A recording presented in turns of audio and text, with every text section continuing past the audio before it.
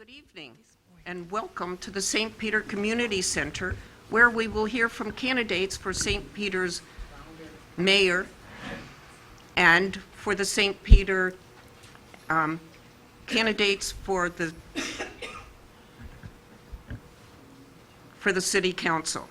My name is Lynn Solo, and I will be the moderator tonight. My assistant is Carolyn Dobler.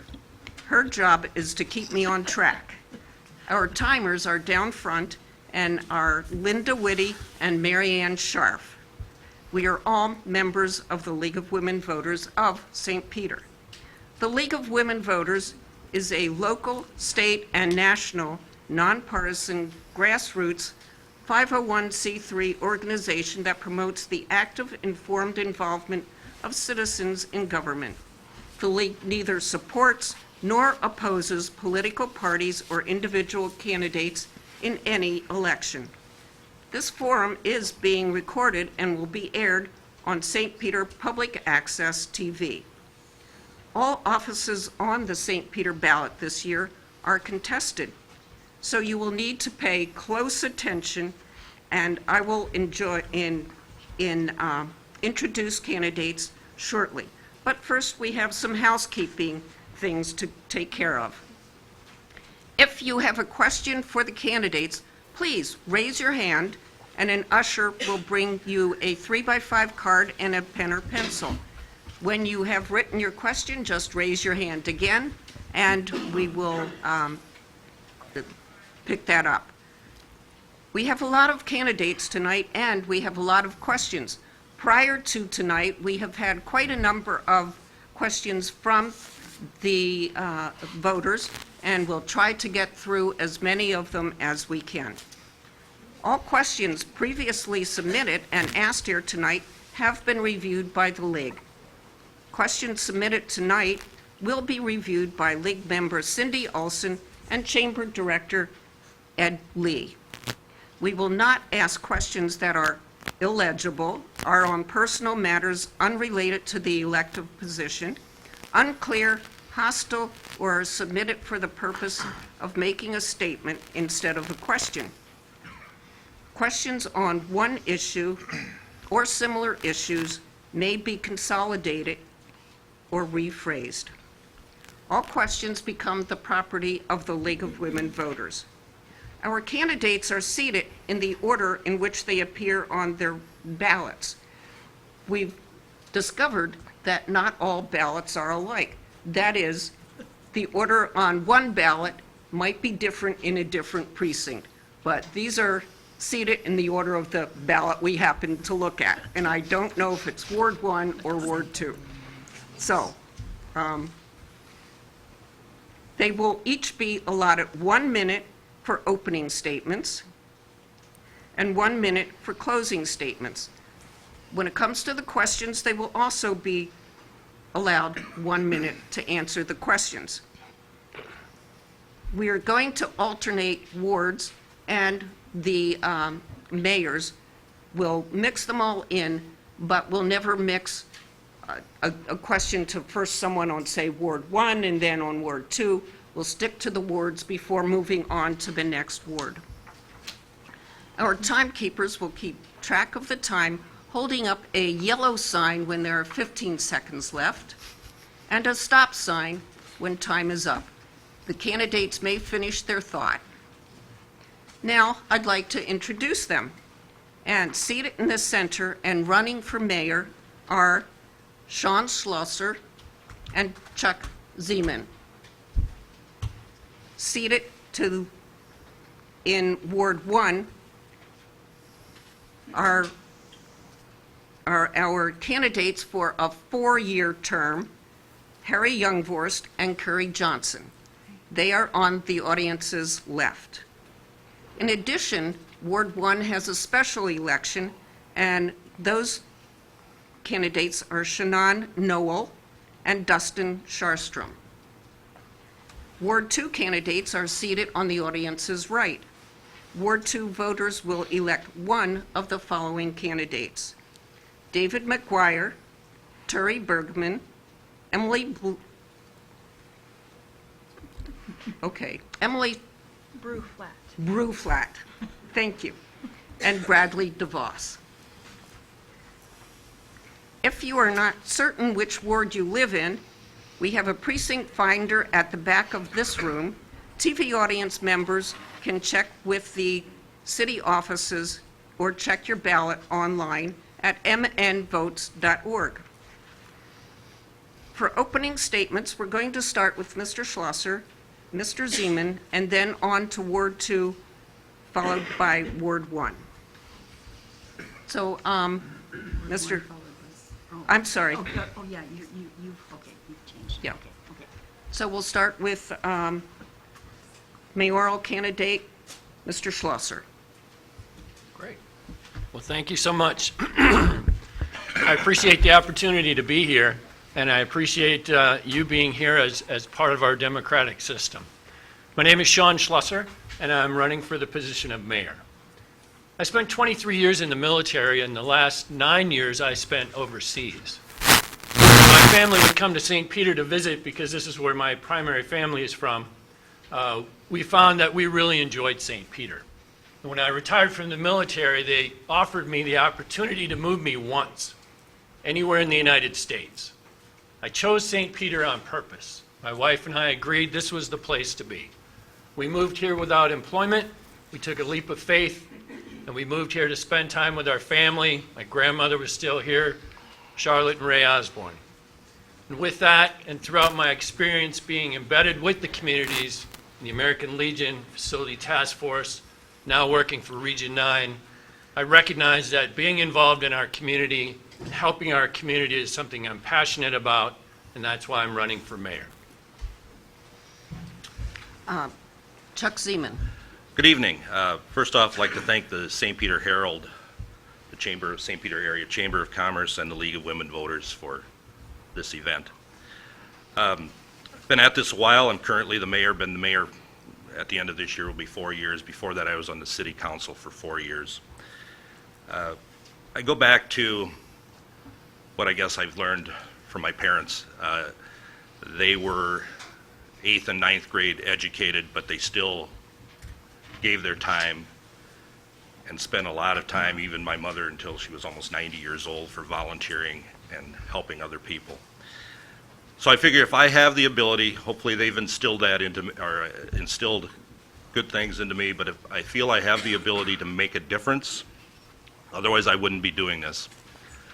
I've been in St. Peter for 40 plus years, moved here in the 1970s. My wife, Woody, is a native of St. Peter, and I've always said that I'd like to do this because St. Peter has always been good to me, and I want to pay the community back. Thank you. And we'll move to Ward 2 and David McGuire.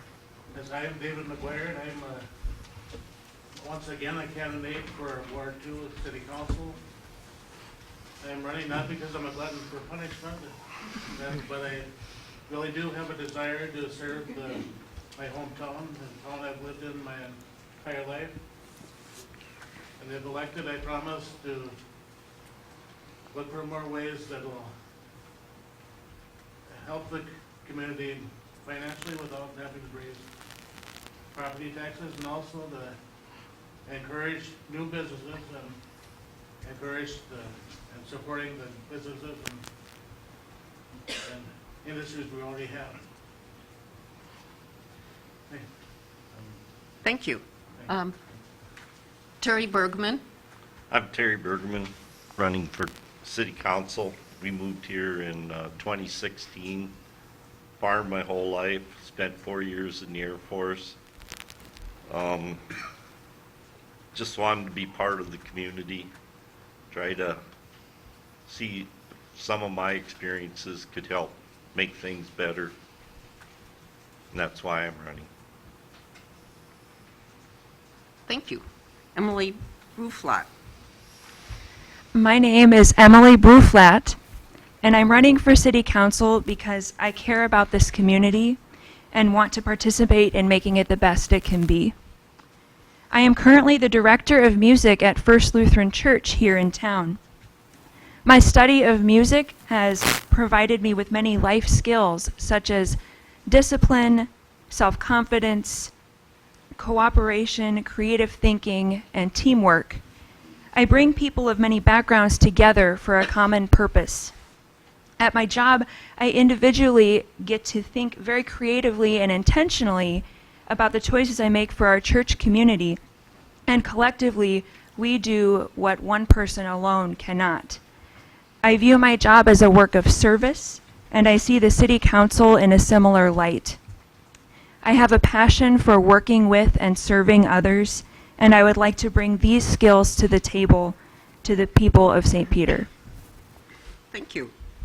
Bradley DeVos. Hi, I'm Brad DeVos. I'm running for City Council in Ward 2. I'm a nerd, but I'm a nerd with experience. I have a great deal of I've worked with the city, several city officials and the City Council over the years, primarily on child care issues. 8 years ago, I would have never thought I'd be sitting here. It's amazing what working on a daycare will do for you. I also currently, over the last 2 years, I've served on the EDA. I am a small business owner as well as a rental property owner. Prior to that, I have over 20 years worth of experience in the corporate sector in retail, agriculture, as well as financial services, doing financial workflow and data analysis. I think these are the skills that can help the city help guide it in the future, moving it forward. St. Peter is a great city, but great things can always be better. And I would appreciate your vote. Thank you. Thank you. That ends Ward 2. Let's move down to Ward 1, and we'll start with Harry Young first. Hi there, my name is Harry. I'm running for the 4-year term in Ward 1 here. I've lived in St. Peter for 31 years. Right now I work as a registered home health nurse, actually for Good Samaritan Home Care, which is right down the hall here. Before that, I was an emergency medical technician for the Le Sueur ambulance. I did that for approximately 5 years. I got my degree at Rasmussen, and I got a 4-year degree at Gustavus here in town. And I look forward to running here to give back to the community that's given so much to me. I've grown up here and lived my entire life here. So I think it's a great opportunity. Thank you. Thanks. And next for Ward 1 4-year term is Carrie Johnson. Hi, I'm Carrie Johnson, and I'm running for City Council in Ward 1, which is the North Ward, for the 4-year term. I am grateful to the organizers for giving us this opportunity to share with voters what our thoughts are on city issues. I want you to know that I have a variety of experiences, leadership development opportunities, work experience, as well as service to the community. It's too much to name in 1 minute. But some other things I want you to know about me is that I value diversity of thought. I have a good history of working with people across differences to work collaboratively to get things done. I offer a fresh perspective, new ideas, and I'm forward thinking. I see some challenges that lay ahead for St. Peter, especially how it impacts our growth, and I really want to work proactively with the council to navigate those challenges successfully. I know that this role, it takes a lot to learn, but I am so willing to do that and willing to get up to speed, and can't wait to get to work. Thank you. Thank you. Moving on to the special election in Ward 1. We'll start with Shannon Noble. Thanks, Lynn. First off, thank you to the League of Women Voters, the Chamber, and the Herald for hosting us, and to all of you for showing up tonight. I'm Shannon Noble, and I'm excited to be your candidate for the 2-year special election in the North Ward of St. Peter. I've been a proud St. Peter resident for 15 years, and during that time I've had the opportunity to serve our community in a number of volunteer roles, including chair of the St. Peter Library Board and as a Congregation Council President at First Lutheran Church. Through my current work at Gustavus and my prior work experience with the state of South Dakota, I've learned to set clear priorities and to make sure that our budget and strategic priorities and initiatives reflect our values. I also know that leaders need to be accountable for the goals we set and recognize the financial strain that these decisions can place on families and seniors. I will be a strong voice for progress on the council. I pledge to provide thoughtful and careful stewardship of our tax dollars, to build on the strength of the vibrant diversity we have in St. Peter, and to seek a sustainable and green future. Thank you. Thank you. That concludes our... Oh, my goodness. I told you she was here. Dustin Sharstrom, thank you. Well, hello. Obviously, the people here did not forget about me. My name is Dustin Scherstrom, and I want to thank everyone for coming out. And driving over here just reminded me, as we saw all of the women walking around St. Peter, this wonderful event, just how vibrant St. Peter is. And how humbling it is to be here right now and be considered to represent the city of St. Peter. I, like some in this room, and many in St. Peter, sought St. Peter out as my hometown for my children. I moved to St. Peter 5 years ago. We looked at all of the towns in the area, and we wanted to be part of St. Peter. I'm a 13-year veteran educator. I spent my first 5 years teaching down on the U.S.-Mexico border. Wow, that went quick. And subsequently have continued my education in St. Peter Public School District. Thanks. Thank you. We're going to start the question period now, and I'm going to ask all of the candidates to please speak up, as I'm trying to do. Thanks. And we'll start with Ward 2, and we're going to start with Terry Bergman, followed by Emily Bruflat, Bradley DeVos, and then David McGuire. So, Terry, you're up first. The city of St. Peter is seeing more diversity than the past. What are your thoughts about the city government's role in responding to these demographic changes? Well, what I've seen so far, it's been really good. The 4th of July parade, we had all the different people marching in it and stuff. I haven't seen any negatives, so all I've seen is positive. Thank you. How about Emily Bruflat? What are your thoughts on diversity? Thank you. I think I was reflecting on diversity before I came over here tonight, and I think that St. Peter is home to many kinds of people spanning different ages and ethnicities and backgrounds and religions and beliefs in general, and the list goes on, right? So how do so many people get along and end up in the same city?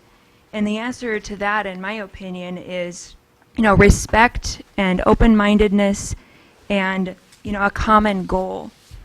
At the end of the day, I can't think of a family who doesn't desire things like food and shelter and good schools for their kids and dependable income. And we all have the same basic needs, and I think that St. Peter does a really good job of providing those needs to our community. And I just think that our diversity is one of our biggest assets, and with more people moving to town, that means more people, regardless of their background, spending money in the city and perhaps working here and going to school here and contributing to our economic growth. Thank you. How about Bradley DeVos? Well, I do believe the city has done a good job of fostering some diverse businesses, but there are challenges in the city. Last year there was an ugly incident at the middle school. A fight broke out between some white students and some Somali students, or I should say African students, and it didn't end well. those are challenges that are going to have to be faced. The city should partner with the school district, with school liaison officers to help foster inclusiveness. As well, I think the city, the EDA can work on fostering businesses. It's a difficult question, but a lot of it is just continuing to being open to these new individuals, being open to new businesses, but also fostering relationships with the school district to help work towards more inclusiveness. Thank you. Mr. McGuire. Yep. Well, St. Peter has always been, Albert has always had diverse cultures coming together from this beginning, from people from the Scandinavian countries to Germany and some Norwegians, and that they had to learn how to get along. And that hasn't changed. There's now different cultures coming to our community, and we'll have to learn how to get along. There'll be some, it'll take a while, but hopefully we'll learn how to, we'll just have to learn how to do it. Thank you. Thank you. That concludes Ward 2 for the question about diversity. We're going to move on to the special election in Ward 1, but first I want to remind all of our candidates to speak up. I'm getting signals, so speak up. And next, for those who are standing in the back, there are some seats in the front row, so feel free to just find a spot. Just to remind the candidates, these microphones are only for the video, and so they're not projecting anything. So you really need to use your teacher voice. Okay? Thank you. Good point. And in Ward 1 special election, we'll start with Dunstan Sharstrom. Thank you. So the demographics in St. Peter have changed. The school district since the 1990s went from a 3% minority population to approximately a 30% population today. So yeah, the diversity has changed. I will say that as a city, we need to continue working with the school district and Gustavus to form partnerships and continue to have community outreach events like we had last year after the event that happened at the middle school. There was wonderful dialogue, and it showed just how great the people of St. Peter were, how welcoming we are, and that everyone is welcome in this city. Thank you. And Shannon Noble. I'll echo what other people have said in terms of the vibrancy of the diversity in our community is one of our strengths and something that I love about living here. It's not without challenges. At the city level, I would love to see the diversity of the employees of the city reflect the diversity in our community. I think that's important. If there are obstacles to people getting involved in the community, I want to know what are the barriers.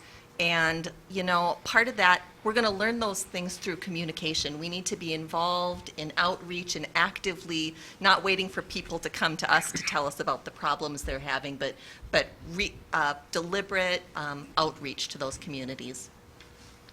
Thank you. Then Ward 1, the four-year term, we'll start with Carrie Johnson and then move to Harry Youngvorst.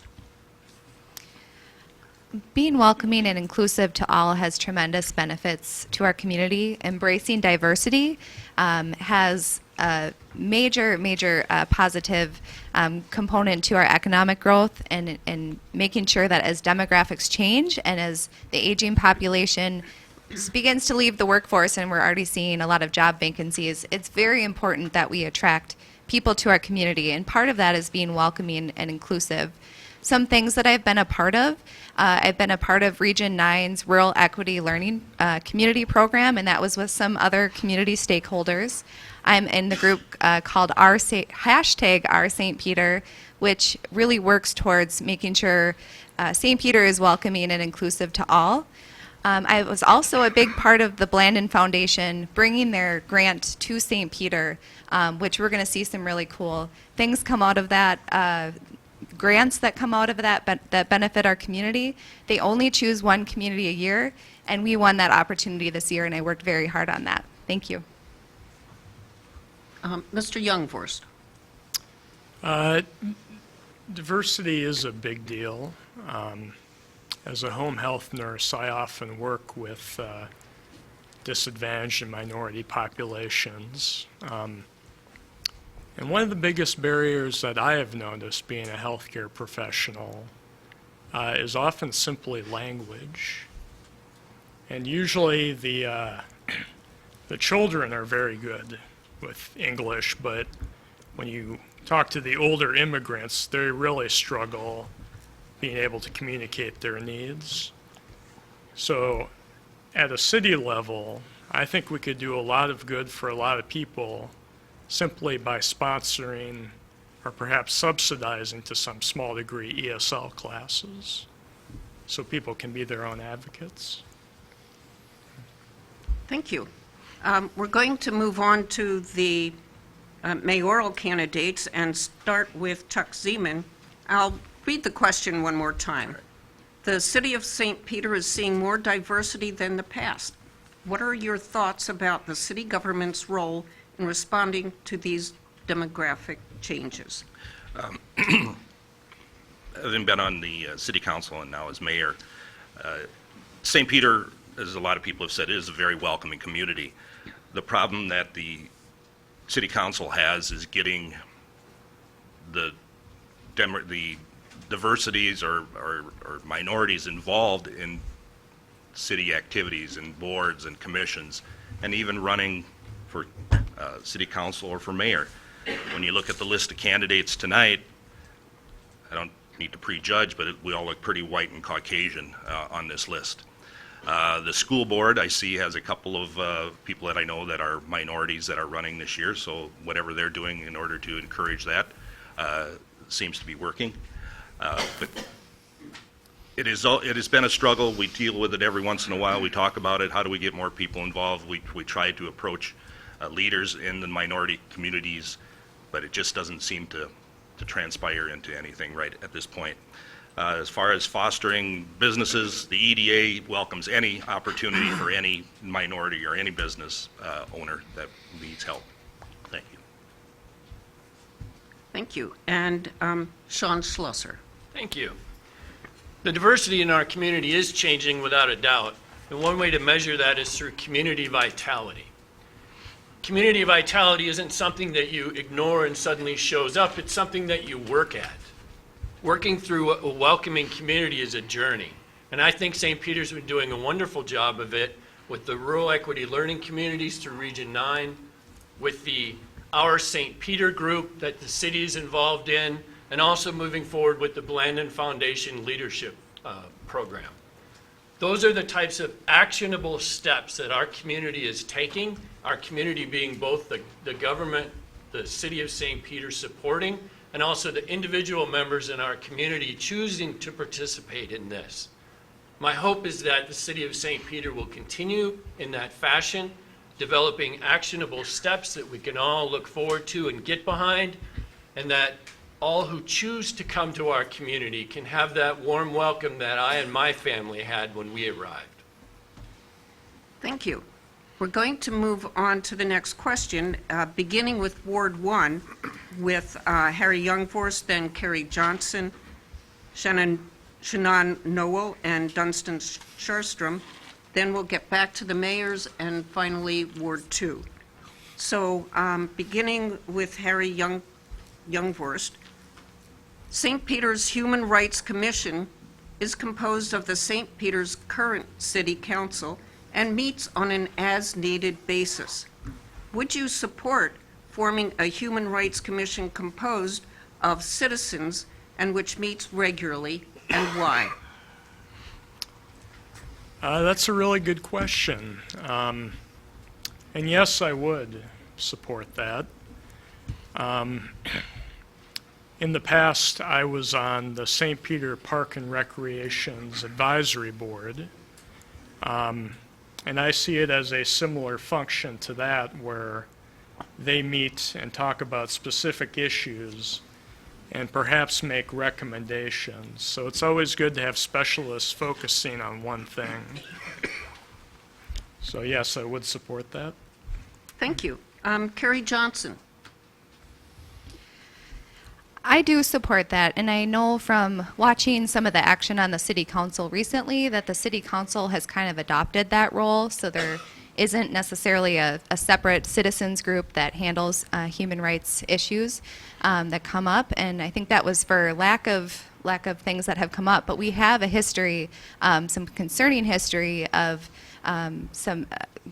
in the last couple years, some lesbian couples receiving hate mail, and it's been very concerning that happened more than once in our community. And so that's something that a citizens group could focus on and really zero in on how we can, protect those people and try to work towards ensuring that doesn't happen in our community. Thank you.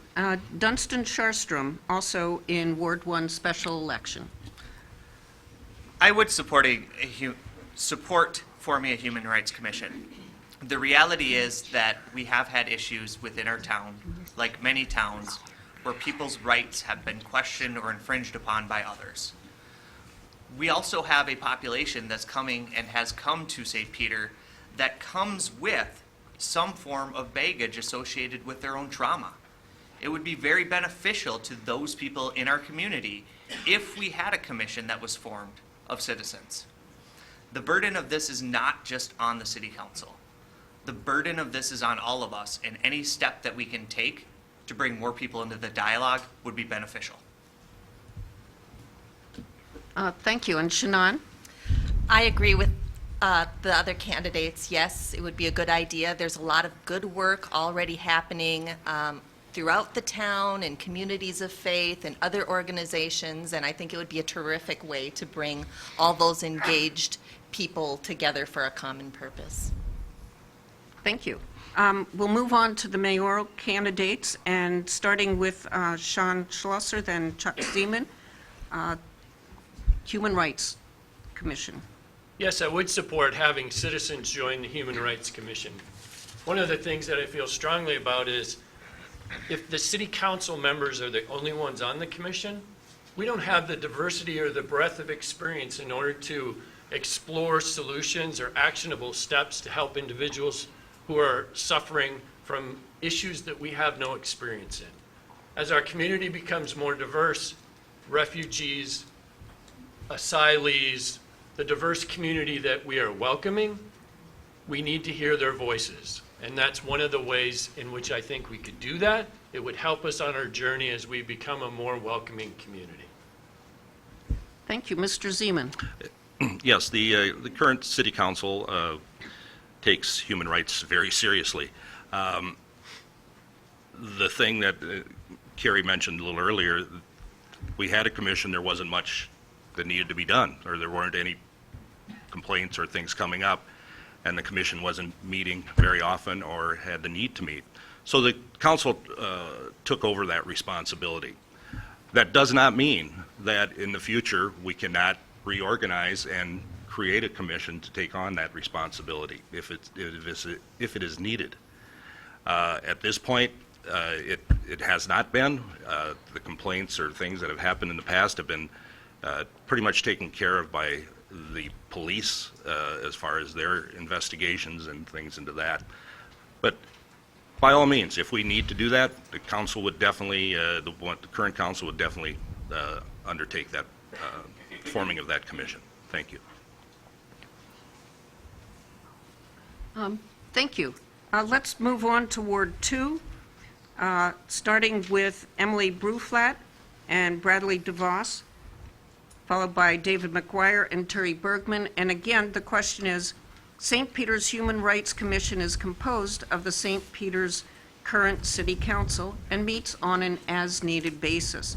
Would you support forming a Human Rights Commission composed of citizens and which meets regularly, and why? So we'll start with Emily. Yes, thank you. And yes, I also agree that this should be a commission that we have, the Human Rights Commission. I actually applied to be on the Human Rights Commission, I think last winter, not knowing that it didn't meet regularly anymore, thinking that it is such an important and vital part of any community. Any time where we can meet and hear from different people and have just a group of people coming together to listen to concerns, I think that's a good thing. I think that's a value to the community. And I also think that the city council and just citizens in general have a responsibility to protect our vulnerable. So if there are any issues that come up in our community concerning human rights, that those need to be heard and addressed as soon as possible. Thank you. Bradley DeVos. Well, the last question was on diversity, and I think this question on the Human Rights Commission can go hand in hand with how to address the growing diversity within our community. One of the things I look at from a Human Rights Commission, though, would be to make sure when it would be transferred over to citizens is there a clear goal? What would be the expectations of the Human Rights Commission? And then the City Council also has to do a good job of making the citizens aware that this commission exists to get input. As it was indicated, the City Council took it on because there was a lack of interest and there was a lack of issues that were coming before it.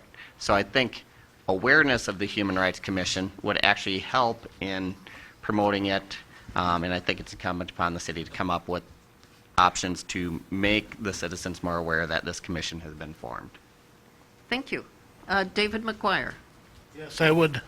I agree with the other candidates and I'd be in favor and support of the Human Rights Commission made of citizens that would be interested in taking part in such an important endeavor to make people more welcome in their community. Thank you. Terry Bergman. That's a tough one there, that human rights would be a good deal, but at what point do we need the commission? If we're not having a volume of problems, I don't know how it would work out. Seems like if they'd come to the board meetings, it got to be overwhelming at their meetings at that point, I would be in favor of a Human Rights Commission. Thank you. We're going to take a 5-minute break. Our videographer needs to make an adjustment, so we'll give us 5 minutes. You can stand up and stretch or whatever. So here goes the break.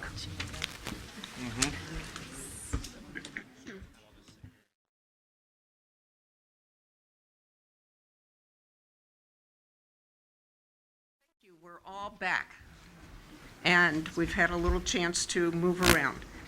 We'll move on to the next question, starting with, give me a sec here. We'll start with Ward 2, and Bradley DeVos will be first, followed by David McGuire, Terry Bergman, and Emily Bruflat. Then we'll move on to Ward 1, and followed by the candidates for mayor. So, we are getting into finances now. I know you all knew we'd have to cover that. So, what do you see as the top financial or budgetary challenges in St. Peter, and how would you address them? One of the, I would say, top financial or budgetary challenges right now they're looking at is how do we pay for the fire station? The question is, do you raise property taxes? Do you rate, or do they look at a sales tax, potentially a temporary sales tax?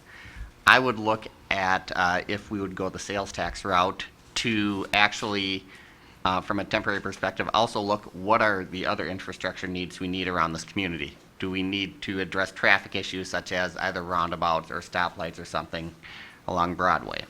So I would say that's probably the biggest pressing financial challenge at this point, is figuring out what are our infrastructure needs and how are we going to pay for them. Thank you. And Mr. McGuire? And I agree with that. And we just built a new high school, and a lot of the people felt, were hoping that they could, when they voted on that, they could have trimmed some of the fat a little bit. And now we're just building a new, just built a new pavilion in Minnesota Square, and it's a nice pavilion, but some people hope that it wasn't cheap either. So we'll have to learn, do a little more studying on the issue of finance, so to find that a lot of people are kind of burned out with property taxes already, so they want to get more ideas from them. Thank you. Terry Bergman? I try to do some type of three-way split, especially on the fire department. You're gonna have to probably get some taxes, sales tax, and I don't know if there's any revenue that you can get, federal grants, state grants. Try to make it a three-way split if possible. Thanks. Thank you. Emily Bruflat? I've been listening to all of these answers, and personally, finances are not my strength when it comes to these conversations. So I'm acknowledging that I have some work to do as far as listening and learning. That said, I see a variety of big ticket challenges that could come our way. Things like what Brad said with the fire hall, and I know that we have the debt on the pavilion, and other things like we've had these really rough winters, so we have a lot of extra cost for snow removal and things like that. To pay for these things, I think it is a matter of balance. Listening to the city and the needs of the citizens, I understand that people don't like hearing their taxes are going up, but also what does the city need, and finding a balance between those two things, and working together to get everything accomplished. Thank you. And apparently earlier I gave you a little bit of wrong information. Voters in Ward 2 will elect two of the candidates in front of you. That's David McGuire, Terry Bergman, Emily Bruflat, and David DeVos. So two of those. Moving on, special election, we'll start with Dunstan Sharstrom and Shannon Noble. Thank you. While we're on the realm of corrections, is Dustin Sharstrom. And the budget issue is a large issue, and it's facing everyone. And every door I have knocked on, that's the number one thing brought up. And it's not that people don't want to spend money on these projects. It comes back to a simple economics. What's the cost-benefit analysis for the people of St. Peter? Is it a responsible project? Is it a project that's benefiting everyone? The reality is local governments are facing increases in costs every year. We're not unique in having rising property tax costs. We're not unique in tax increases. What we need to be is responsible as a city, and we need to make informed decisions that are in everyone's best interest. Thank you. Shannon Noble. Dustin, we must be knocking on the same doors because I hear the same concerns about taxes in our city. I think, as I said before, we need to be clear on our priorities and budget in ways that reflect our priorities, that serve the common good. I am concerned about our bond rating. I believe we were downgraded in March 2019. Somebody can correct me if I'm wrong, and that's serious. We need to keep our eye on it. Thanks. Moving on to the four-year candidates, Carrie Johnson and then Harry Youngvorst. If you've ever toured the fire hall, you can see that it's very tight in there. It's a very, very old building and perhaps out of regulation. I think that is something that we'll have to look at in the future. I know there are plans to look at that in the future, and it's very important to our community. We don't ever think about needing that service until we do, and we'll have to think about different funding streams to be able to pay for that. One thing with the pavilion, and I know that was a large capital expense for our city, is that there was a citizens group that formed and they helped bring the costs down. They looked at what the needs were versus the wants, and they were able to cut some costs and take away some of the wants, and still come out with a really beautiful pavilion that we can enjoy in our community. So that's something I would consider pushing for, is more citizens groups to help bring costs down on those large capital investments. All right. Harry Youngforst.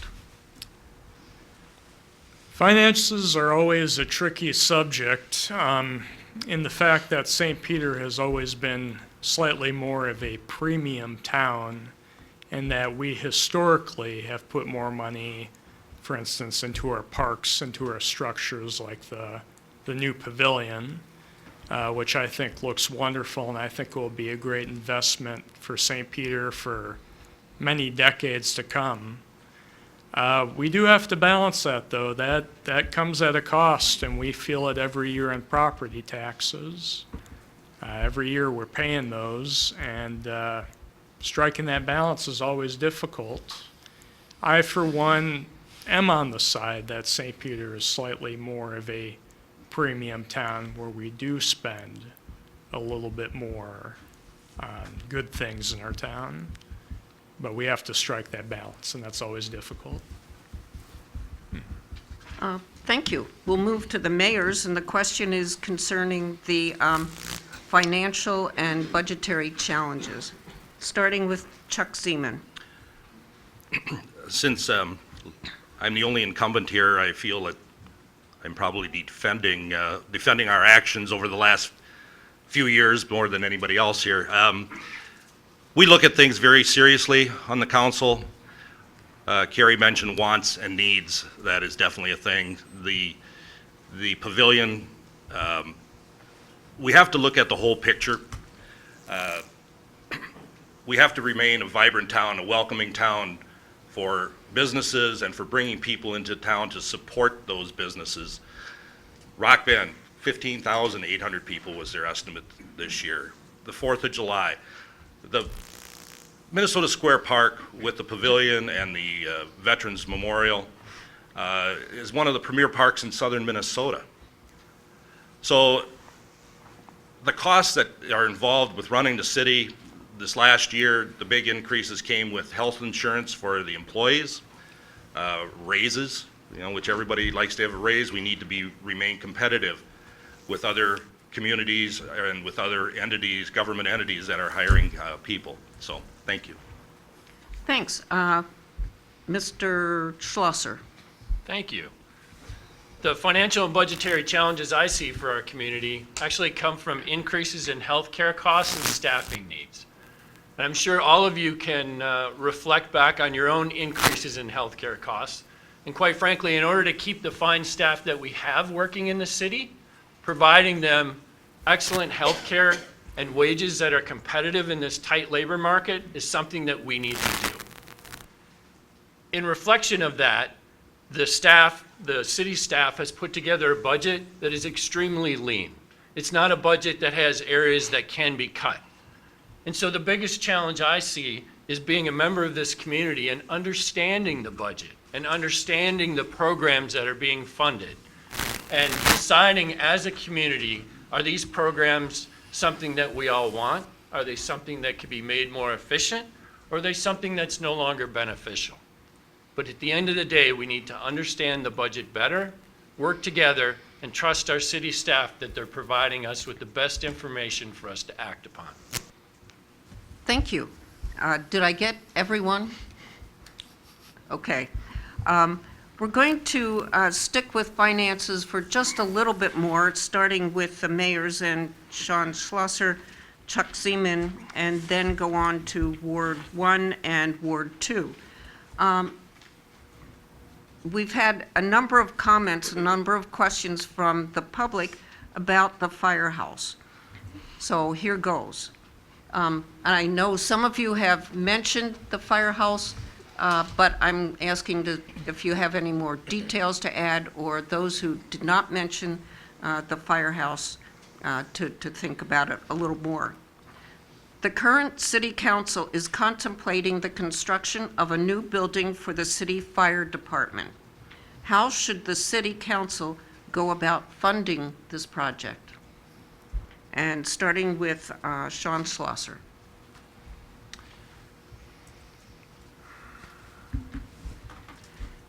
A firehouse is a collective need. It's not the kind of thing that any one of us would like to have. It's something that we must have. Over time, our equipment in our fire department has increased in size, and the firehouse is outdated. The only way to replace it is to increase our taxes so that we have a collective sense of buy-in in this process. But some of the advantages we do have are we also sell electricity and we have our city hospital. And through those three tiers, we're able to balance the needs of our personal property taxes along with those community entities that don't pay property tax. One example would be the Art Center of St. Peter that doesn't pay property taxes. But the kiln that they cure the pottery in runs at 850 degrees, so they certainly pay their share in electricity. But it's something we need to work at together. Thank you. Mr. Seaman. The fire hall started out here a few years ago now in just really the design stage. Right now, we are at a point where myself and Councilmember Pfeiffer sit on a building committee, which we do value engineering as to what we can do as far as costs and needs. The current projection for costs runs $7 million plus. A lot of money, a lot of taxes if we were just going to pay for it with taxes. What I proposed and what we are going to be looking at, it's a tax, but it's a 0.5% sales tax increase that would not affect, would have the same effect as the sales tax does now, not on clothing, not on food. But a 0.5% sales tax increase on a $20 bill would add 10 cents to your bill. That would generate almost $300,000 a year in extra sales tax revenue for the city. And that $300,000 would go to pay off $4 million of that $7 million debt payment. So we're cutting back as far as what the property tax, any kind of tax other than sales tax would increase. Thank you. Thank you. Moving down to Ward 1 with Harry Youngvorst. A new fire hall is obviously something you don't want to skimp on. I was a first responder with the Lutheran ambulance for 5 years, and it is important that equipment be modern and the best that we can possibly afford, especially since all our firefighters are volunteer, so that makes it even more important. In terms of funding a fire hall, I've heard some great ideas here, sales tax, other avenues, perhaps grants could fund part of it, and even private donations, I think, could fund a considerable chunk of that money. I'm sure just asking around the room here, there aren't many people who would not want to give some money for a new fire hall. So I think that is a very good and viable option for at least footing part of that bill. Thank you. Carrie Johnson. Yeah, I have a lot of similar things to say. I've toured the fire hall, and you can barely walk between the wall and the vehicles, and it's pretty incredible to see the way that they park all of those vehicles in that tiny, tiny space. It is needed, and we have to figure out a way to fund it, with also keeping in mind the tax burden on our citizens. And so some of the ideas that I've heard on the table from some of other city council members are sales tax, but we should look at a variety of funding streams, as was said before, state grants, and also to see if there are some private donors who would be willing to contribute to the fire hall, which will benefit all of us in the community. Thank you. All right, Shannon Noble. Thank you. I don't think I have a tremendous amount to add. We all agree, I think, that we need a fire hall in our community. I think that it's sort of we might have to think about an exchange. If we are doing this, what else don't we do? And taxes might have to go up. That's hard pill to swallow, but it's not an amenity, it's a necessity. Thank you. Dunstan Sharstrom. All right. My 6-month-old son almost died in a car accident, and it was the first responders that kept him on this planet. And I'm thankful for that every day. This is a necessity. It's not a luxury. This is a necessity. And yes, we have to come up with $7 million. We need to do it in a diverse way and look at all revenues of funding so that burden doesn't just fall on property taxes, or that burden doesn't just fall on sales taxes in the businesses within St. Peter. And I think we need to have a valuable conversation moving forward of what percentages are going to come from each entity. Is there state grants available? Is there state funding available? And it's something that we need to make a priority as a city. Thank you. Let's move on to Ward 2, starting with David McGuire, then Terry Bergman, Emily Bruflat, and Bradley DeVos. Yes, I think everybody agree that the fire stations are very important. I'm glad we don't have to use it ourselves, but when we need it, we're glad it's there. And because of the age of the current fire hall, well, that newer one would be have more advances over the old one and more updated, and we'll have to do more study on how to finance the new facility. It's very important that we have a great hospital, and we need a better fire hall, and how to do more study on how to get one. Thank you. Thank you. Terry Bergman. I just reiterated what I talked about earlier, being a split between property tax, sales tax, and try for grants. And people said private donations, that would be great too. Thank you. Emily Bruflat. Yeah, not much new that I can say here, I think. I did go to the State of the City presentation a couple weeks ago and listened, and they mentioned some of the issues with the current fire hall and, new regulations that need to be considered, like 100 years ago when a fire burned, it was just wood, and now we have, fabrics and cloths with chemicals, and so these firefighters need more advanced equipment and technology to take proper showers and be and freed from contaminants after a fire, and things like that we just don't think about, but that's a very real concern that we need to address. So we need to upgrade our fire hall. I definitely agree with that, and I agree with the ways of funding and being very creative, thinking outside of the box. Not only sales tax, but grants and maybe some state funds and private donations and everything, so that it's not just a burden on our citizens.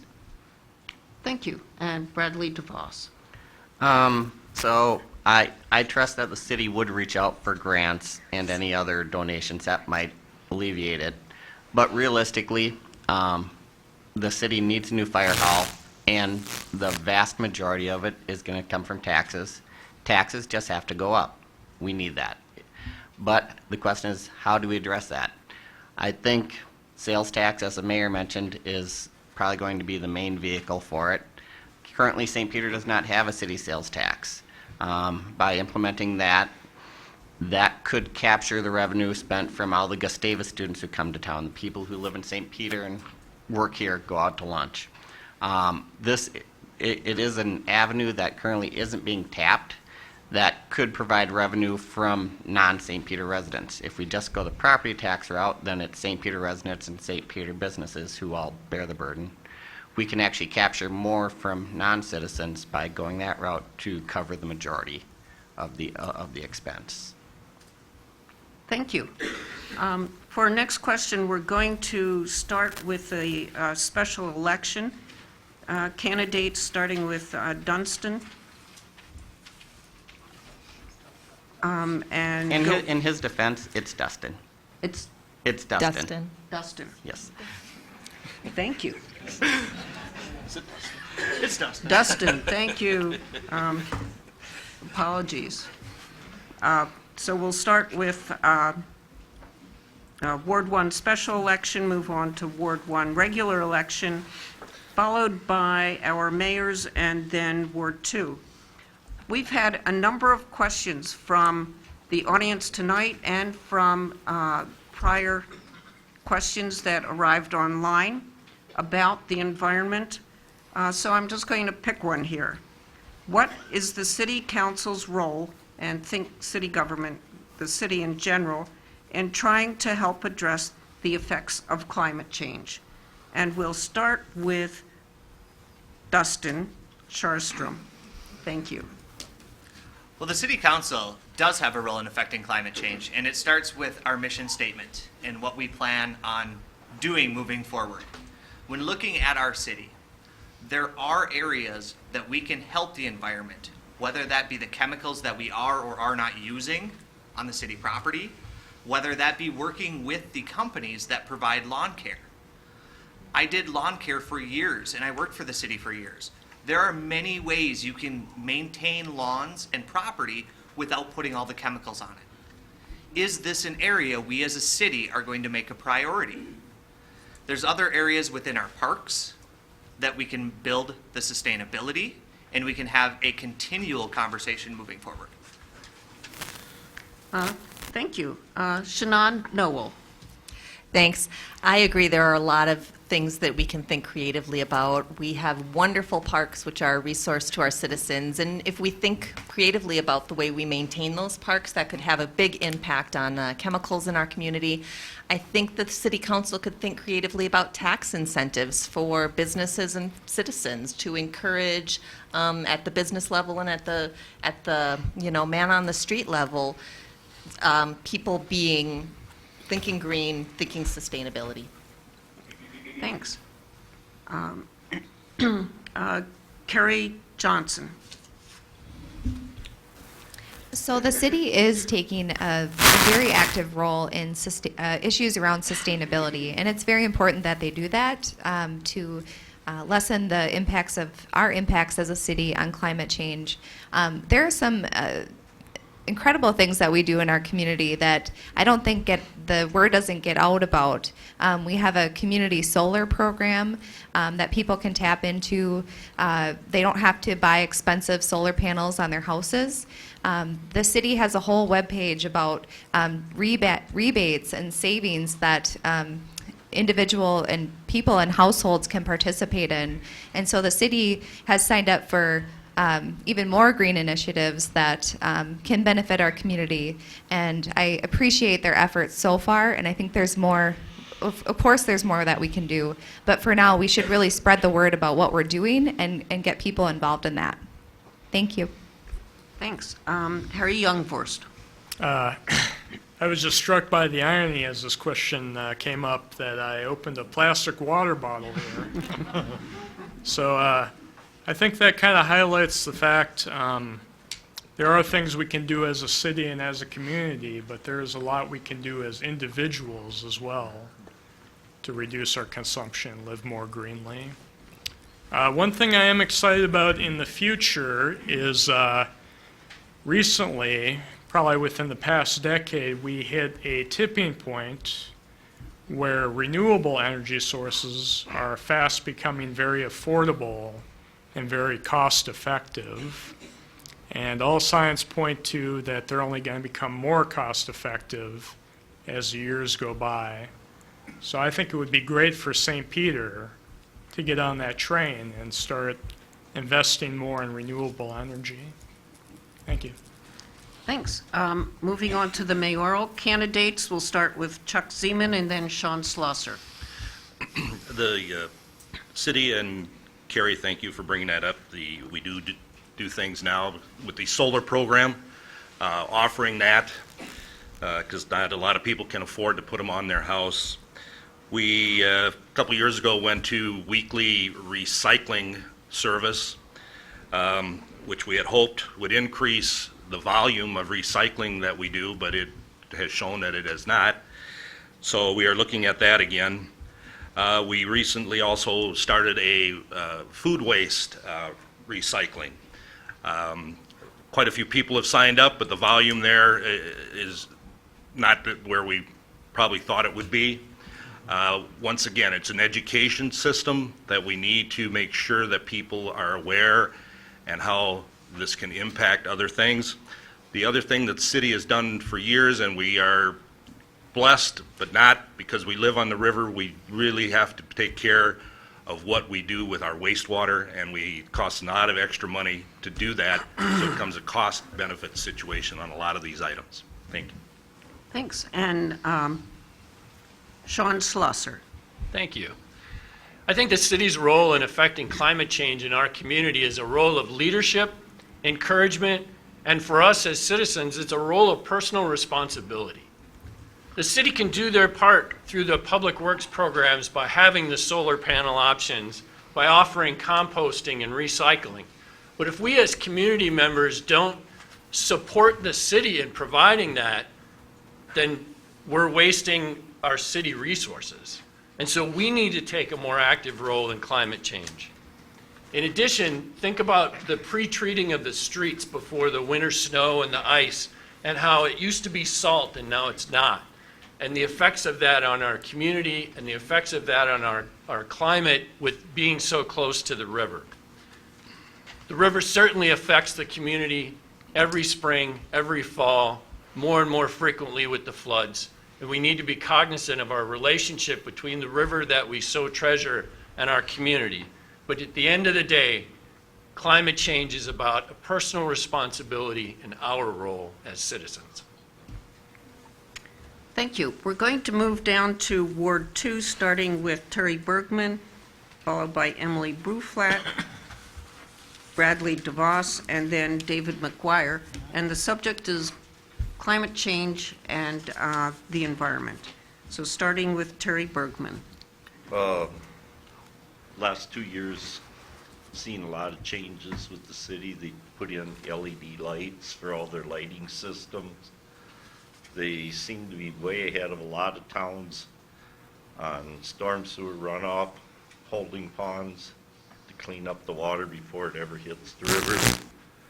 So as city's part, I believe they've done a lot. We as citizens need to help out a lot too, so that's what I have to say. Thank you. Emily Bruflat. If I have knocked on your door here in Ward 2, chances are you heard me talk about the environment.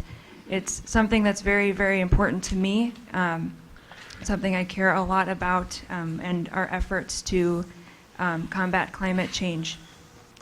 Something that St. Peter is currently looking into is a program called the Green Step program for St. Peter to be a Minnesota Green Step city.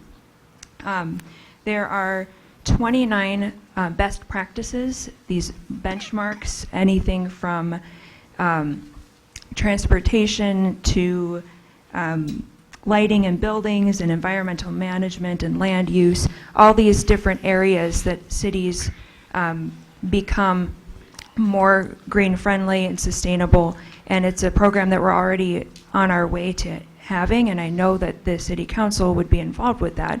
So I guess that's an answer to the question, that is what the city council should be doing, is looking into things like the Green Step program to be more sustainable and green friendly. Thank you. Thank you. Bradley DeVos. I do think the city's done a good job in addressing power usage. As far as with the LED lights, I like the food composting program. We participated in it ourselves. I think the biggest thing the city can work on is the power generation. Looking at Southern Minnesota Municipal Power Association, SIMPA's website, they state the majority of their power comes from a coal plant, and that has to shift. They talk about putting up charging stations in downtown for electric cars. Well, that's great, but you're just going to have a coal-powered Tesla. And the thing, what we have to look at is as members of SIMPA, we're not just customers, we're members of SIMPA, is pushing SIMPA toward more renewables. As far as the solar program the city offers, I've been a critic from the beginning that it's not accessible to everyone. Yes, you don't have a large purchase of solar panels, but you have an expensive lease of solar panels. And that program is running behind. I would like to look at a rate-based system versus a large upfront lease on that. Thank you. And Mr. McGuire. Yes, I'm also in favor of more environmentally friendly ways like recycling. I've been recycling for years, and I'm in favor of other energy that is not only environmentally friendly and but also cost effective, so we need to look for more ways to encourage that. Thanks. We're going to start the next question with Ward 2, starting with David McGuire, Terry Bergman, Emily Bruflat, and Bradley DeVos. Then we'll go up to the special election and regular election in Ward 1, and then wrapping up, it'll be the mayor candidates. There's been concern that this next question might take you a little longer to get your thoughts together, so we're upping your time to a minute and 15 seconds. Still. There you go. What can I say? So I know for all of these things, we're really shooting them at you. Thank you. Starting with Ward 2, compromise and consensus are a crucial part of bringing conflicting views or positions together to get decisions made in democracy. Please give an example of a situation in any aspect of your life in which you needed to compromise and how you handled it. And starting that will be David McGuire. I was compromising on the daily life. It's like if you have to, if you're planning on going on a trip, you have to do some financial adjustments so you can afford to go on a trip. All households are good at, or I hope they're good at finding ways to run efficiently. And if they want to set aside money to do anything they want. That's all I have right now. Thank you. Mr. Bergman. Probably the compromise I had was moving to St. Peter. Farm was sold, and I had to make a decision whether I would even be able to ever think about paying it off or quit farming and move to town. Chose to move to town. Seemed to be a better deal. My wife's family's from town here, so seems to work out really good. So I thought now I'll put my energy to trying to make the town a good town, or a greater town. Thank you. All right. Emily Bruflat. It's taken me a little bit to think of something because And I think I'm realizing that as a part of my job, compromise and consensus and all that is just a daily part of what I do. There's a give and take in all the conversations. I work with a fairly small staff, but we, even just this week, there was a give and take and a compromise about, what I proposed as a musical choice for this and what someone else proposed as a musical choice for that. And I know that maybe it's not a very serious example, but it's something that I deal with on a regular daily basis, and there's always good feelings. It's a positive thing, and I think I'm very good at working with others to make those decisions, and when someone else has a good decision, to acknowledge that and go with what they think is the right choice. And the give and take, I think, is really important, and that would come back to and be an important part of being on a council such as the City Council. Thank you. Thank you. Mr. DeVos. I try and compromise daily. It usually ends with the statement, "Yes, dear."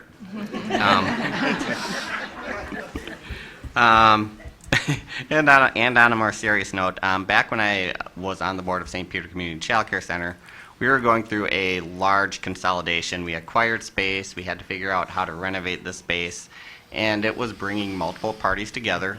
Sometimes it was small groups. Sometimes it was the whole board, trying to identify how is the best way to set up the rooms, what are our space needs, what is the best allocation of resources and the placement of things. That was a great effort and compromise, it led the center to enrollment levels that it hadn't seen in the past and greater profitability. And I would say that's probably one of the bigger efforts in compromise. Thank you. We're going to move to Ward 1 special election, starting with Shannon Noble. Thanks.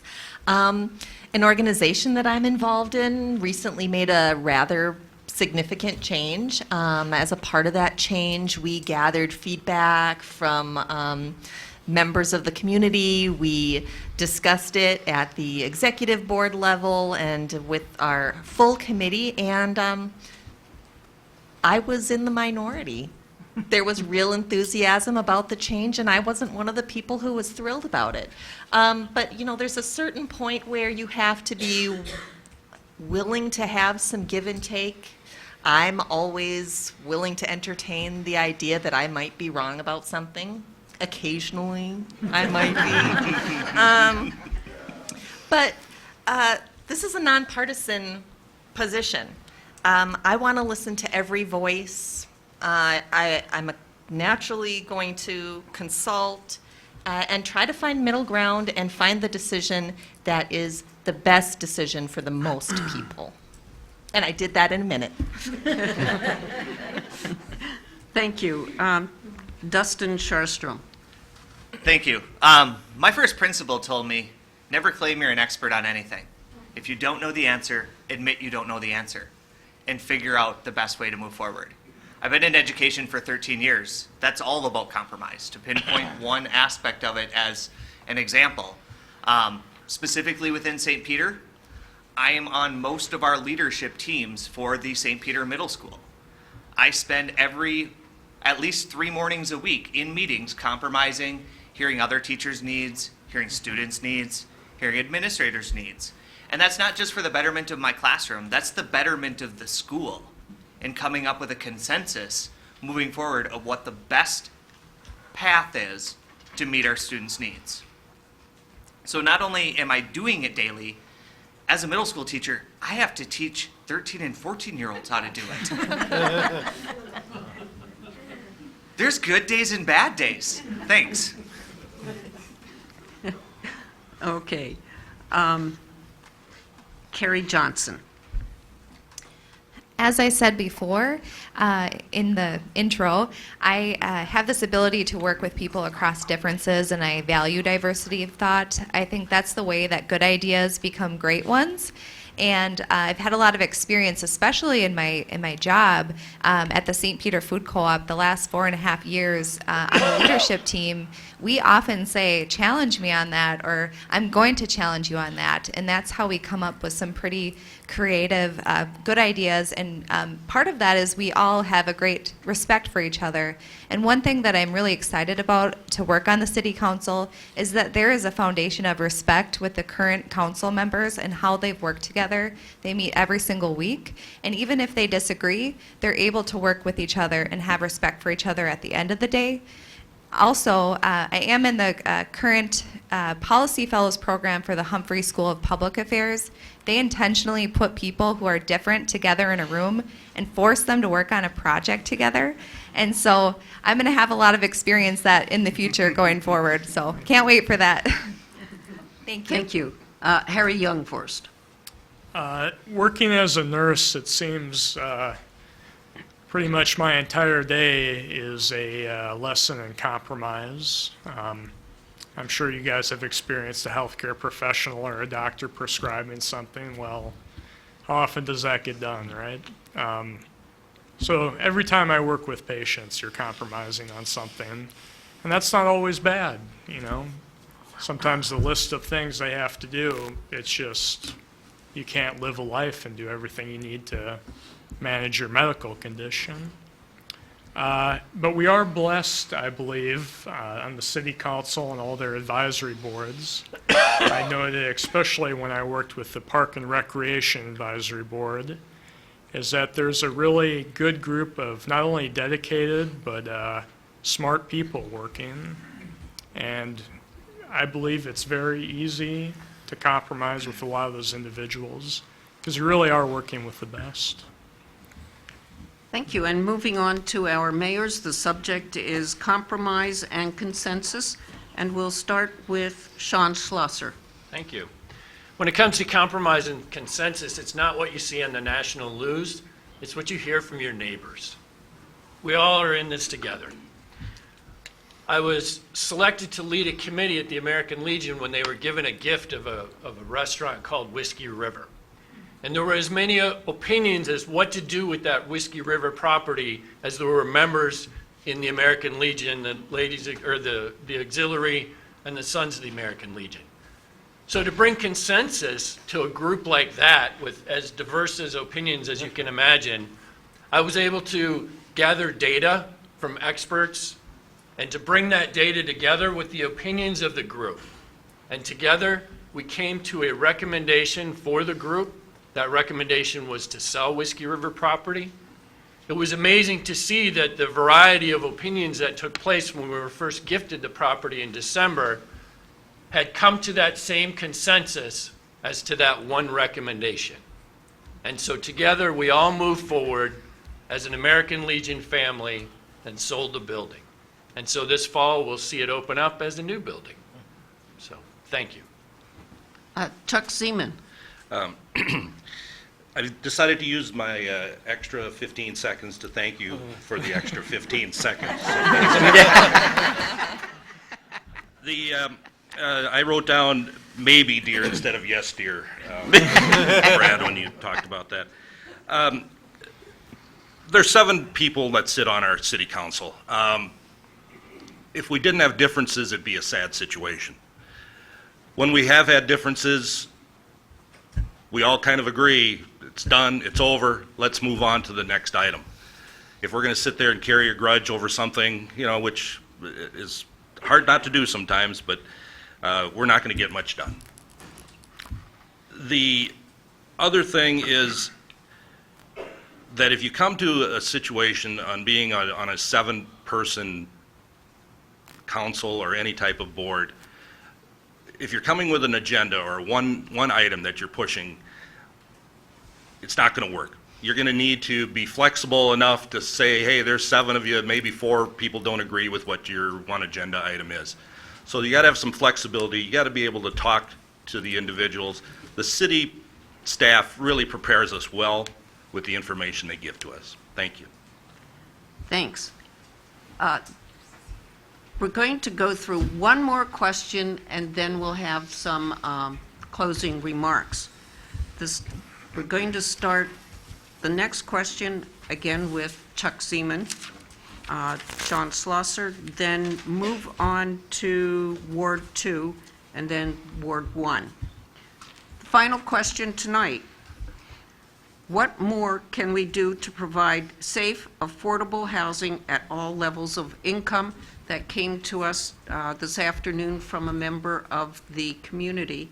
So what more can we do to provide safe, affordable housing at all levels of income? Mr. Seaman. A lot of this goes back to letting the public know what is out there. We have, over the years, provided housing that has been mainly for affordable housing. The Traverse Green facilities that we're building now have a lot of incentives. The Park Row Crossing situation that is 40 units, that is all for affordable housing, workforce housing individuals. It's kind of tough with the cost of today's infrastructure to find somebody to come in and build something that makes it profitable for them to operate. We have tried to encourage that, but it's been a struggle, and it's a struggle for us as a city to be able to provide that without giving away too much, because we have to be accountable for everything that we do in that regard. Thank you. Thanks. Sean Schlosser. I'm really proud of the city of St. Peter and how they've worked creatively to provide housing at all levels for all members of our community. The example of Central Square Apartments, where there's some apartments are affordable housing, some are not, some are at full price. It's opportunities like that and those creative thoughts that make this community so great. So what St. Peter could continue to do is continue to work with organizations like Southwest Minnesota Housing Partnership to help work on alternative financing means to be able to keep the prices of our housing low. One of the things out of Traverse Green that just amazes me is that the development of the first floor level is complete, allowing the families to grow. The basement of the home is not developed, keeping their taxes low, and as the families grow and become more prosperous, they can develop it themselves. So those types of creative opportunities is what's going to help keep our community in all levels of housing. Thank you. We'll move down to Ward 2, just working up the line, starting with Bradley DeVos. And the question concerns housing at all levels of income. Well, 2 years ago, when I was running for city council, I thought I knew the answer to this question. Then I got on the EDA and realized it's not nearly as simple as it appears. The question is, how does this get built? Where do the funds come from? Traverse Green was brought up. Partnering with Southwest Minnesota Housing Partnership seems to work, but now the model that used to work in the past with the city building houses hasn't worked. People don't want to buy a house with just one floor. In fact, Southwest Minnesota Housing Partnership is building completed basements in, and now the city is doing it as well. I believe then there are challenges with apartment buildings as well and the cost of building those. We're running into those challenges. It's going to have to be partnering with outside organizations. The city can't do it on its own. Southwest Minnesota Housing Partnership is one, working with the state of Minnesota, others, but it is an issue that it's going to have to be partnering with other organizations because it's just too expensive for the city to tackle by itself. Thank you. Emily Bruflat. A few weeks ago at the State of the City meeting, it was talked about, we were shown a map and a line where the city will eventually be someday, the expected growth of the city. And so when I hear this question, I'm thinking about maybe more of from a dreamer perspective of, what would that look like for our city, for our community? And in our planning, can we make sure that we allow for all levels of housing and property values in that space? Something that I notice with younger people lately is that there aren't as many people buying houses, and so maybe we do need to look into more rental opportunities in this area. I know when I moved to town, it was very, very challenging to find a place to live, and it was an affordable place. And so I think that's definitely a consideration. And like Brad said, we need to take a look at the funding and make sure that we're affording those things. Thank you. Mr. Bergman? Oh, one of the things I see in quite an expense to add onto your house is just buying a property to put the house on. That's, I don't know how a guy can even bring it down, but there's some way you could take a $33,000 lot without a house and get it down to $5,000-$10,000. Sure, it'd be a big help for affordable homes. Thank you. All right. Mr. McGuire? Yes, we have some nice new housing going up, and we need more affordable housing. I've never had to buy a house myself yet, so I've had to do more research on the topic, but I like the idea of having a basement near your house. That's a good place to stash stuff when you have company coming over or something.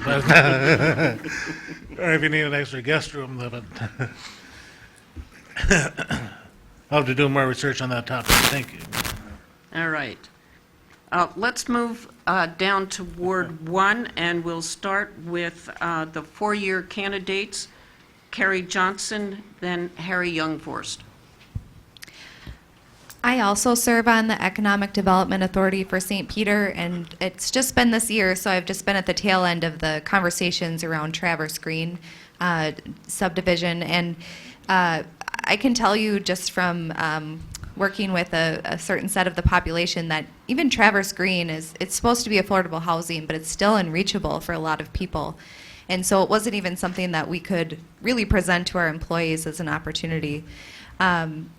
You know, when we moved to St. Peter, it was 5.5 years ago, we were looking for houses, and it was really challenging, like Emily said, to find a house in St. Peter. We ended up building because we knew we could get a better value that way, but we were fortunate enough to be able to do that. I think in the future we need to look at how affordable housing and that issue affects our economic growth, and we do have a partnership with GMG, Greater Mankato Growth, RITA, and they are forming some strategies and how to combat this in cities across our area, and we should look to that partnership to provide support. Thank you. And Harry Youngforst. I think it's important not only to think about how people can afford housing, but how housing changes as a person ages. So not just providing housing for low-income families, but also accessible housing that could be accessible by a wheelchair or with people's changing medical conditions.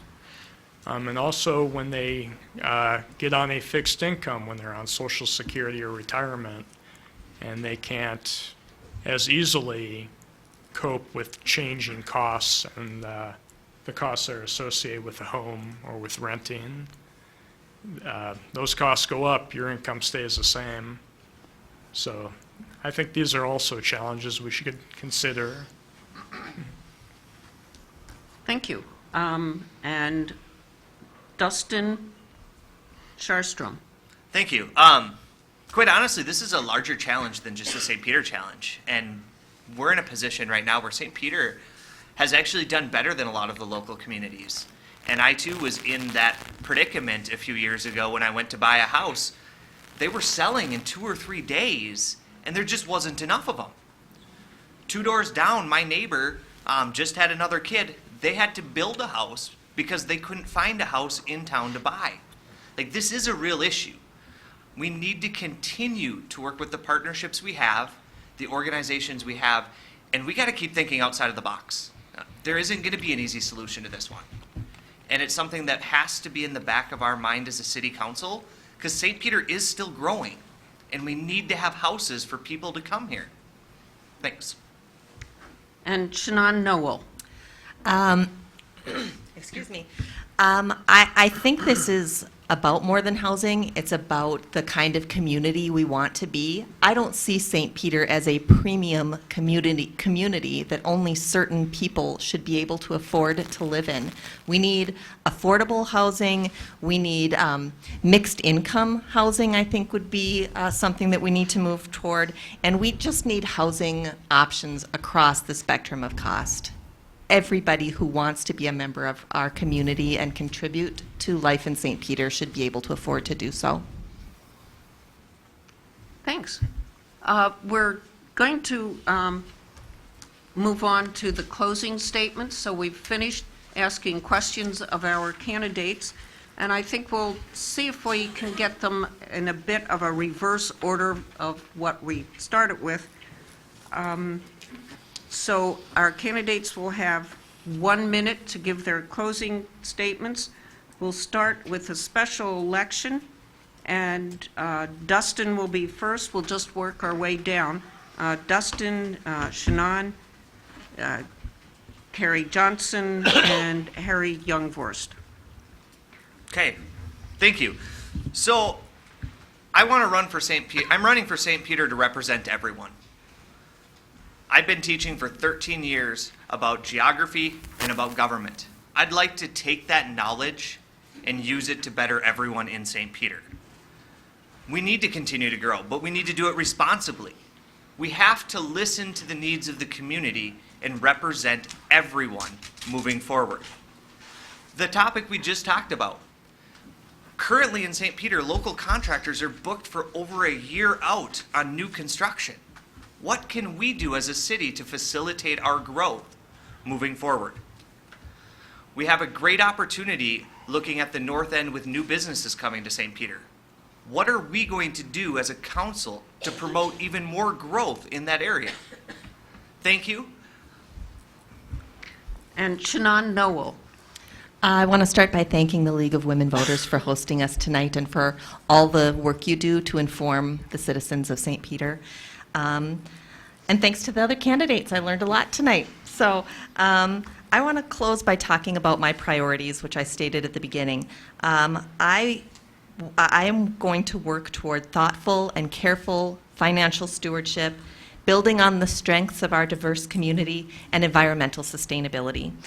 There's going to be a new wave of leadership in St. Peter come November, and I plan to be a strong voice for progress on the City Council, and I will work to be a voice for all members of our community. I'm Shannon Noble. Thanks for your time, and I hope I'll get your vote in November. Thank you. Harry Youngvorst. I would also like to thank the League of Women Voters for organizing this event, and thank each of you for sticking with us. Looks like about an hour and 20 minutes now, maybe. So we're a little bit over time. Thank you for coming out. Definitely some important issues here, but I hope you guys have been more informed, and I think no matter who gets elected in November, we're going to have some great representation on the City Council. But my name's Harry, and I'm running for Ward 1, and I hope you vote for me. Thank you. Carrie Johnson. Again, I'm Carrie Johnson, and I am running for the 4-year term in Ward 1, the North Ward. I wanted to share a quick tidbit about what I'm hearing when I'm out door knocking in the community. When I talk about my heavy community involvement, there are people that say, well, you must not have kids. And I do have these beautiful 2 young children, and I just want you to know that I see being a mom as a strength. And as you know, moms can work at a very high capacity. And so I really look forward to bringing my energy, my service-based spirit, all of my experiences that have led me up to this moment to do a really great job and work for you on the City Council. And I really hope that I earned your vote tonight. Thank you. Thanks. Moving on to Ward 2, we're going to start with Bradley DeVos, Emily Bruflat, Terry Bergman, and David McGuire. I'd like to also thank the League of Women Voters, the Herald, and the Chamber for hosting this and giving us the chance to speak to you tonight. I'm Brad DeVos, and I'm running for one of the seats in Ward 2. Remember that You can vote. You have 2 votes available. I'd like both, but I can only get 1. There are going to be at least 4 new city council members this year. And that's going to be a lot of change. I do hope you look at my experience working with the city council and working on the EDA to help bring a little bit of experience, not much, but some, to the city council, as well as my financial background, my analytical background, to help work through some of these challenging issues. I have a tendency to challenge conventional thinking, and people aren't necessarily always thrilled with it, but I can also be your greatest champion if I believe in your idea. Once again, I'm Brad DeVos, and I'm looking for your vote in November. Thank you. Thanks. Emily Bruflat. Thank you, and thanks to the League of Women Voters and everyone else for being here tonight. This is a great event. Such a nice turnout, too. Thank you all for being here. So I wanted to talk a little bit more, kind of going back to the beginning, that another big part of my job as a music director is brainstorming. On a regular basis, I find myself dreaming and scheming and planning and working together with others and coming up with ways to make that small community a better place. I would like to apply this skill to the benefit of St. Peter. I work well with others, and I have an interest in many areas that are important to a healthy city, and a lot of things that we talked about tonight. I don't have all of the answers, but I do have many great resources and will do the work on behalf of St. Peter. My name is Emily Bruflat, and I have a passion for learning, a passion for community, and a passion for service, and I look forward to applying these as a member of the City Council. Thank you. Thank you. Terry Bergman. I'm Terry Bergman, and my past 2 years being on the Heritage Committee in St. Peter here has taught me a lot about the town, how great it is, and I'd love to take what I've learned there, my life experience, and be a member of the chamber. Thank you. David McGuire. I want to also like to thank the League of Women Voters and the Chamber and St. Peter Herald for holding this event. And it's been an interesting experience once again, and I want to thank everybody else for being here. And I hope that when you cast your votes, I'm one of the candidates chosen, and I promise that I will vote, serve the people of my ward and the people of our city to the best of my ability. Thank you. Thank you. And our mayoral candidates, Chuck Seaman, followed by Sean Schlosser. Thanks for the opportunity. Thanks again for everyone for being here. One thing I've learned over the last almost 8 years in serving on the city council and as mayor is to take the job seriously, but don't take yourself too seriously. In the history of St. Peter, we're all just little blimps, except for maybe Mr. Kwame, who's probably a little more than a blimp along the way. The thing that I'd like to bring, or I think I bring, and it comes back to what I mentioned earlier about my dad. My dad had an 8th grade education, but he was the smartest person I knew because he had common sense. And hopefully that common sense, maybe I've inherited some of it. I hope to think that I have. Thank you for your support in the past, and thank you for your support in the future. Thank you. And Mr. Schlosser. Thank you to the League of Women Voters, to the St. Peter Chamber of Commerce, and to the St. Peter Herald. Appreciate this opportunity, but more importantly, thank you to you for being here, for sharing your time, for listening attentively. I appreciate the opportunity to introduce myself to you for those that I haven't had the chance to meet. I have a real passion for helping communities and helping them remain vital. And that's something I do for my work. When I'm not at work, I'm here in my community. And serving my community is something I do that pleases me, and it's also a lifelong journey. And so I would appreciate the opportunity to continue to serve in my community. My name is Sean Schlosser. I would like the honor to serve as your mayor, and I would appreciate your vote. Thank you. This is concluding our forum tonight. Just a few remarks before we sign off.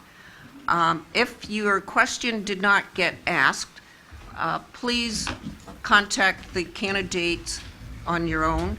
Perhaps they'll stick around for a few minutes tonight. This forum will be on St. Peter's Public Access TV, so check your schedules for times. The leagues tonight, our sponsors tonight, the St. Peter Chamber and the St. Peter Herald, invite you to another candidate forum. That's the school board, which will be on Tuesday, October 15th, and it will be at the St. Peter High School Performing Arts Center. So that's a new location this year. I want to just once go over who's running for which position. So we have our two mayoral candidates, Sean Schlosser and Chuck Seaman. In City Council for Ward 1, a 4-year term, is Harry Youngvorst and Carrie Johnson. In City Council Ward 1 special election, it's Shannon Noble and Dusty Sharstrom. And you will elect one each from those categories, the 4-year term and the special election term. In City Council Ward 2, you will elect 2 of the following: David McGuire, Terry Bergman, Emily Bruflat, and Bradley DeVos.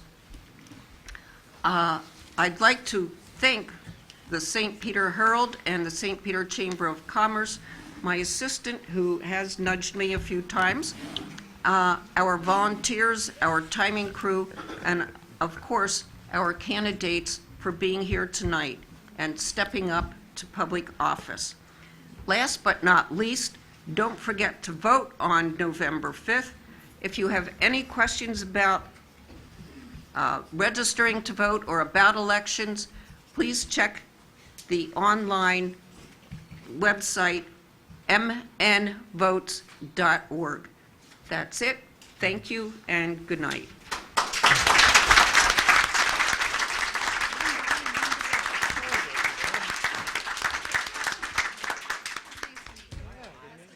No, definitely, you too. Oh, I gotta stretch my knees. I don't.